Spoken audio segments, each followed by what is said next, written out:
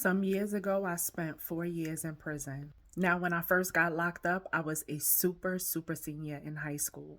I needed one credit to graduate, and I fought them so hard for this credit. The school I was in, they allowed me to do an independent study, and unbeknownst to me, I was giving my schoolwork to my child's father, and he was setting it on fire in front of the girl that he was cheating on me with.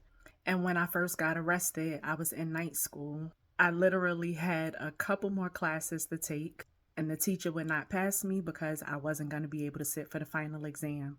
Of course, because I was in jail. So when I got to the prison, I wasn't a high school graduate. I didn't have my GED. And the crazy thing, before I got locked up, I did have my schedule for college. I had the college schedule because we just knew that I was going to pass the class and I was going to be able to start in the spring. Stick with me because this is a good story about resilience. Now, when I got to the prison, as I stated, didn't have a GED, didn't have a high school diploma. So since I was on my way to college, I knew that I was not going to waste my time in prison doing nothing.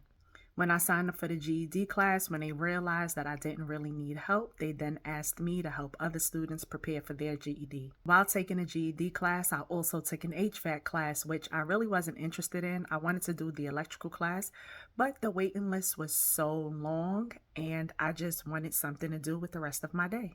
Once I completed the HVAC class and the GED class, that made me available to take other classes that required me to have either a GED or a high school diploma.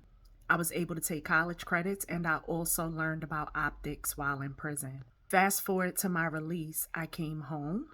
I was still interested in an electrical class and I did have the knowledge of being an optician, so I went into that field. Because I was still interested in becoming an electrician, I found a program in New York called Non-Traditional Employment for Women, and I signed up for the program. Once the program was completed, if I wanted to continue to go to school to become an electrician, I would have had to take a pay cut. And as a young parent, I told myself that I couldn't afford that. When I did a little research, I realized that becoming a licensed optician, it would have allowed me to make the same salary or a similar salary to an electrician. So because I had that knowledge, I followed through with that. I always told myself that I would be a lifelong student. And with me being a lifelong student, after I became licensed, I wanted to learn something else. One of my sisters worked for a company that had a real estate school there, and I took the course to become a real estate salesperson. When I attempted to go into that field, I realized that I had too much integrity to do the things that they wanted me to do. So I stuck with being an optician. Now, on my journey to becoming an optician, since I had a felony, it was not an easy journey. They made me fight for my license, but I won. The same way that they made me fight for the real estate salesperson license, and I won that fight too.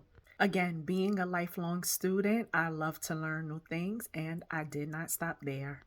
After being a licensed optician for a few years, I took a creative writing class, which I didn't decide to use until a few years later. But while being a licensed optician, I realized that I was very unhappy. And the crazy thing, I was making a lot of money. And I learned at that point that it isn't the money that made me happy. I had to find happiness within myself. There were other things in my life that were going on that played into my unhappiness, but I'm not going into that right now. Because I wasn't happy and I needed to find happiness and purpose within myself, that started my journey of awakening to learning and discovering who I was to my core. Along that journey, I taught myself how to garden, which I've shared on these platforms.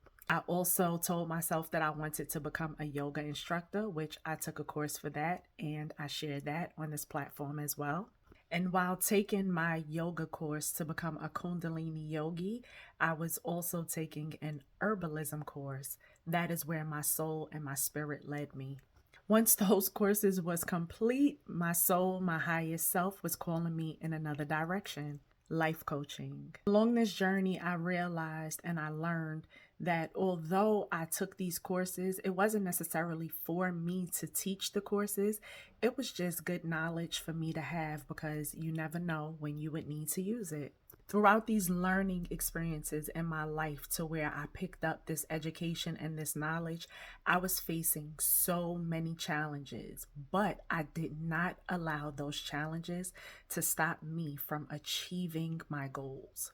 After trying out all of these things, once I discover what my purpose is, I'm finally at the stage of settling into my purpose. I share this with you because I know that there are many adversities that you have faced in your life because we all come up against challenges. Problems will never go away.